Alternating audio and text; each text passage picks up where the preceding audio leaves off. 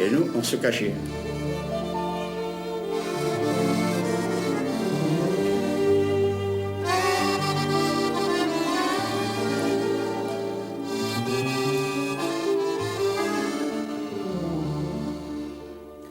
من وحش لحباب هاجوا فكاري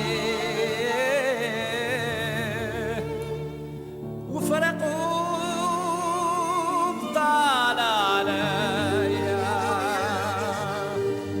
كي نتفكروا تشعل ناري وين راكم يا ولدي. On avait des drôles de maillots de bain. Alors là, il y a les frères Aboulker qui joue au football. Sadi, Papalardo qui est décédé, lui aussi est mort.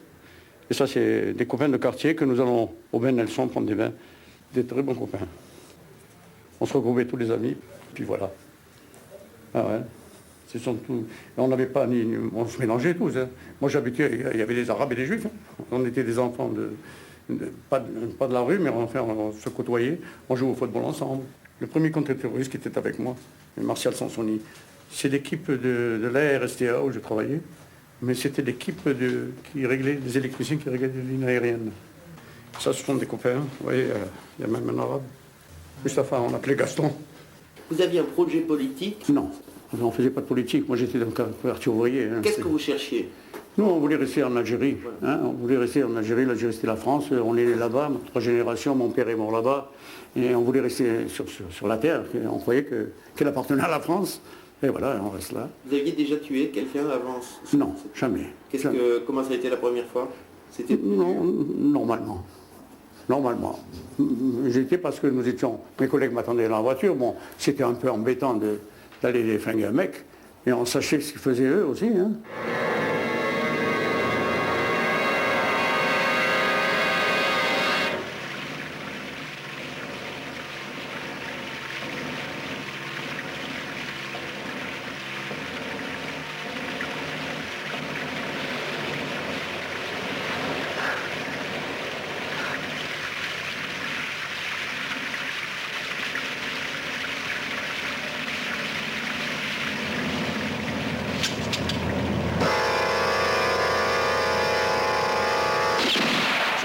La sueur et le soleil. J'ai compris que j'avais détruit l'équilibre du jour, le silence de la plage. Et alors j'ai tiré encore.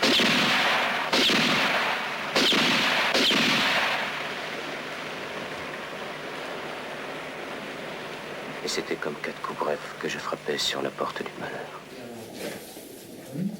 Philippe Castille fut l'un des premiers contre-terroristes. Ancien résistant, il vécut comme une continuité son passage à l'OAS. Pourtant, il n'était pas pied noir.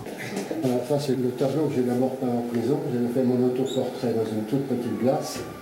Mais je me suis réactualisé 10 ans après, de façon à faire apparaître même les rides inévitables.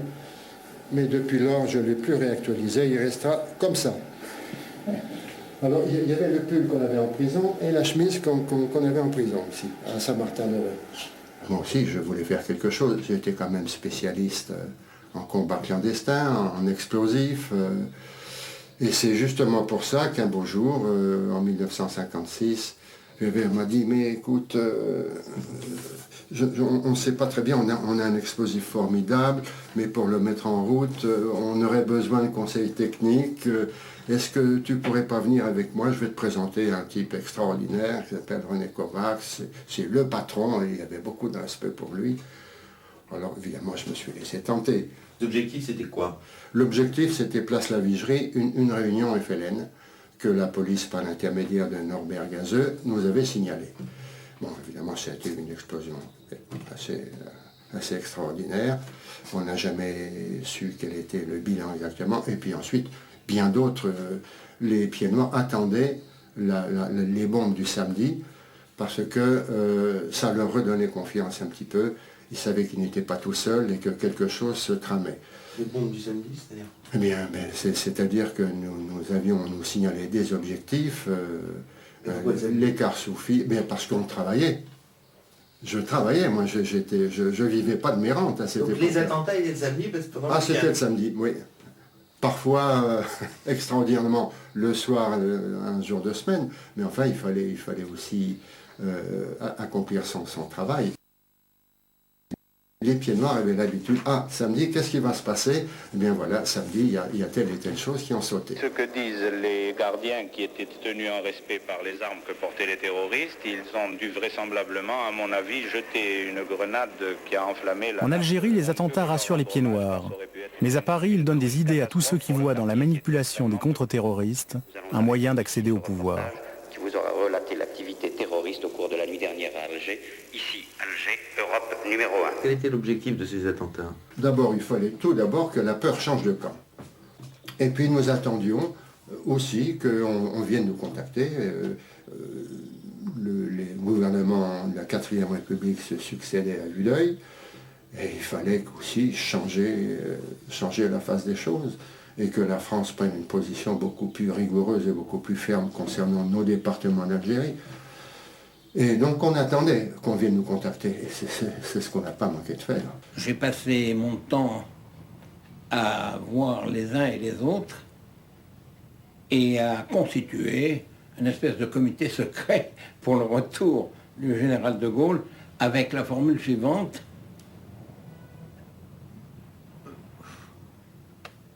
la politique actuelle ne peut pas durer. De toute façon, elle aboutira à lâcher l'Algérie. Et il n'y a qu'un seul moyen d'empêcher le langage de l'Algérie, c'est de renverser la 4e République et de mettre à la place un gouvernement, un régime qui voudra maintenir l'Algérie dans la France. Michel Debré est à la tête de ce comité. Et c'est la branche civile, la branche parlementaire, et il représente aussi un groupe de députés qui ne demandent pas mieux que de nous suivre. Et la branche militaire, c'est le général Coni qui est résident au Maroc. Fin 1956, le général Salan débarque à Alger avec le grade de commandant en chef. Pour beaucoup de pieds noirs, il est avant tout le bradeur de l'Indochine. Habilement manipulé par des comploteurs gaullistes qui cherchent à placer un homme à eux, le général Coni, les activistes du réseau de Philippe Castille tentent d'abattre Salan. C'est l'affaire dite du bazooka. Pourquoi tuer Salan? Parce que Salan gênait, parce que Salan n'aurait jamais laissé s'instaurer en Algérie un moyen de pression sur Paris si fort, c'est paradoxal puisque dans 3 ans il va faire le contraire, si fort qu'il mette les fondements de la République en danger. Salan était un officier républicain. J'avais fait un viseur en fil de fer de façon à bien calculer le truc. On a fait descendre le fil le long de la cour intérieure pour mettre les deux bouts à une fenêtre qui avait à l'entresol de façon à ce qu'on le fasse fonctionner juste avant de sortir. Bon, et à ce moment-là, quand tout a été prêt, j'ai dit à mes camarades, mais écoutez, voilà, allez, maintenant, laissez-moi dégager. J'avais des grosses jumelles de marine, et je voyais le général Salan dans l'entrebâillement de la fenêtre. Puis avant de tirer, j'ai adressé une prière. C'est la prière qui l'a sauvé. Parce qu'il s'est fallu une prière. 30 secondes. Vous avez prié quoi? La Vierge. Non mais vous avez fait un vœu ou... Oui, j'ai fait un vœu. C'est discret? Ah non, ça c'est mon secret, ça, monsieur. C'est mon secret. Ça n'a pas duré 1 minute. Et puis après, je suis descendu les escaliers, j'ai pris la pile et j'ai mis le contact. Évidemment, ça a fonctionné. Une explosion gigantesque sur la place Bugeaud. Mais manque de peau, là, il y avait le commandant Rollier qui l'a pris en pleine poire. Derrière l'affaire du bazooka se cachent ceux qui, à Paris, cherchent à jouer la carte de l'Algérie française pour abattre la 4e République et remettre en selle le général de Gaulle. Un mystérieux comité des 6 qu'on dit dirigé par Michel Debré, le plus ardent des gaullistes. Et pendant que les militaires poursuivent leur campagne de pacification dans le bled, les groupes contre-terroristes d'Alger se retrouvent aux côtés de l'armée pour défendre l'Algérie française. Des liens se nouent entre ceux qui se retrouveront bientôt dans l'OAS. Le fruit est mûr, la poudrière algérienne est prête à exploser.